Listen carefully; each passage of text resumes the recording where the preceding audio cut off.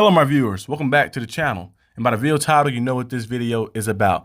I want to do a little Steeler talk, discuss some things, some articles, some news that have been going on, of course. As you guys know, the offensive line have been a conversation basically since last year, actually for the past 3 years in general, but basically like the new offensive line since we got done with the draft, thinking about the lineups and stuff. As you guys know, I think Dan Moore is injured a little bit, so he might be missing this game coming week 2. And they said that they might move Broderick Jones back to the left side. And then they'll put Trufantanu, who's coming off a knee injury, they put him in as the right tackle. The only thing I don't like about this really is it kind of keep moving Broderick Jones around. I feel like the versatility of Broderick Jones have kind of been a double-edged sword to him. It helps him because it keeps him on the field, of course, but he uses different spots, but it also hurts him because he can never get comfortable and get situated in one spot to go out there and showcase his skills. I think he plays his best like he did at Georgia. He played his best on the left side. The left side is his best side to play. But they keep putting him in different lineups. So he's going to play maybe left tackle this week.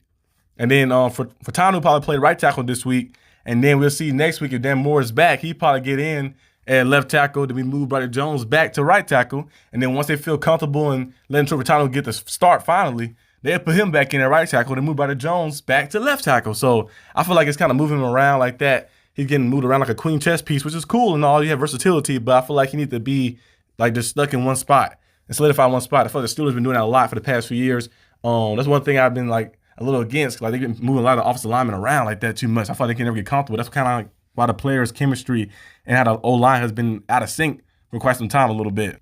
So hopefully one day they get him in his solidified spot on the left side and he stays there. But I also want to discuss, of course, some key players I feel like entering this game. Like that, 2 key players I feel like we can have some game-changing moments for us in this game versus the Broncos. As you guys know, my video yesterday, the goddamn sound went out on the other side. So I didn't have a sound for the other side thing that happened. So you only heard me talking really and responding to myself basically in a sense because it was muted on one side, but it's not muted right now. So we're going to discuss, of course, some players I think who might have some key factors. Of course, we know TJ Watts. We know the Alex Highsmith. We know the guys like that are going to show up every time. We know those guys, of course. George Pickens and those guys going to ball out and stuff. But I think these 2 guys right here, they always go crazy. But these 2 guys right here, they are good players, but they have potential to do something big time this week right here. I thought the matchup favors them. First guy is Pat Freiermuth. Pat Freiermuth, the tight end. As you guys know, Justin Fields didn't really target the middle of the field too much. They were trying to keep him like, game manager style, trying to keep him in like check a little bit, training wheels on him a little bit. But I think this week, Justin Fields kind of earned the offensive coach trust and everything like that, the team trust. So you might go out there and let him like exploit the middle of the field, exploit some of the things down the seam routes and different things. I think the best way to get to that is to the tight end. So I think Pat Freiermuth should have a big game this game. Line him up on the outside, line him up on the inside, let him like just expose those mismatches that happen and stuff. The Broncos linebackers are they solid. They're some solid guys, but I think Pat Freiermuth favored still in these matchups in the middle of the field, and he should have a pretty good game. Another guy, too, the last guy who I have, of course, and the second guy is Naji Harris, of course. The Broncos is horrible. Not horrible, but I won't say horrible, but they're bad, though, at stopping the run.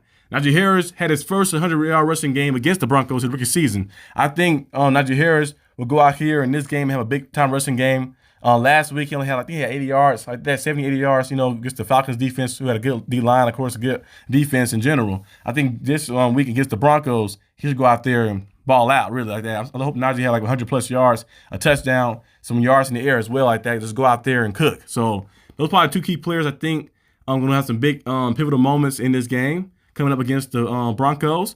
Guys, let me know down in the comment section down below what you guys think and some players who you believe who will have some big moments in this game. We already know the TJ Watts and the George Pickens and the Alex Highsmith. Those guys show up every game, of course. We know those guys like that. And Naji, most of the time, Naji and Pat Freiermuth show up every game too as well. But I feel like this game right here is kind of built for them, meant for them like that. We know the defense will go out there and do their thing, of course. I think the defense should go out there and have a pretty good game against Bo Nix, who struggled against the Seahawks defense, who struggled a lot like that against the pressure they brought. So the Steelers defense bring a lot of pressure to him in general. So I think it's going to be a nice little showdown between these 2 teams. My score prediction is still the same. I still have the Steelers winning 27-13. That's my score prediction. Let me know down below what you guys think, what your score prediction is, some key players you have as well. And I see you guys probably maybe either Sunday or maybe Saturday if something else pop off. But peace out.